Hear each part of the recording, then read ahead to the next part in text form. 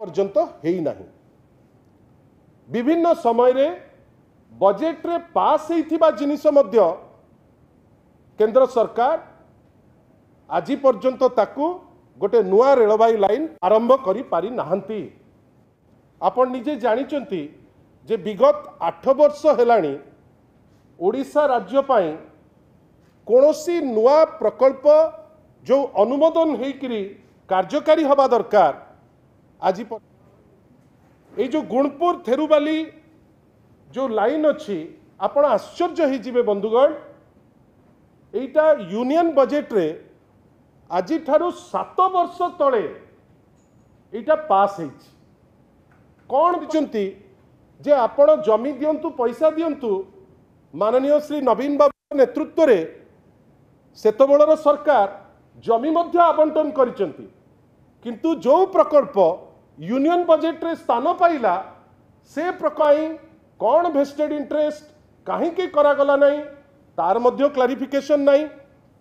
ताकू आज 7 वर्ष पर कैबिनेट अप्रूवाल दिया जाउची, जोठी की या मझिरे अनेक थर से वार्तालाप कल्प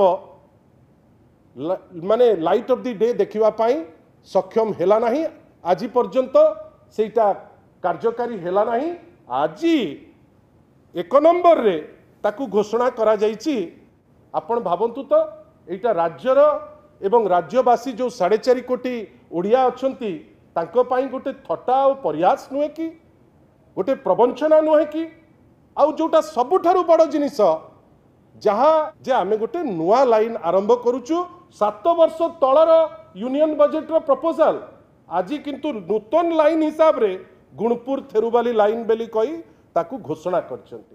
केंद्र सरकार वर्तमान रो मानसिकता जे जदि कोनोसी राज्य सरकार जदि बीजेपी ठारू अलगा किए जड़े जदि शासन करुचंती से राज्य को तो नुआ लाइन खंडे कि से माने जो लिखिचंती प्राय फ्रेट माने माल बुआ लाइन रो जोगाजोग हेई पारिबो।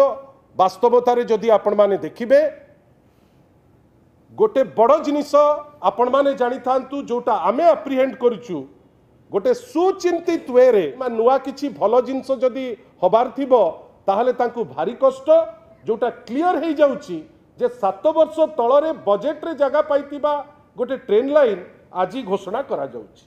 बंधुगण आउ जो 2-4टी ओडिशा जेहेतु रत्नगर्भा ओडिशा रे विभिन्न मिनरल अच्छी ओडिशा रे कोठी कोल अच्छी कोठी आयरन ओर अच्छी कोठी बॉक्साइट अच्छी कोठी मैंगनीज अच्छी। एही भली वीडियो देखिबा पाई आम चैनल को लाइक शेयर सब्सक्राइब करंतु।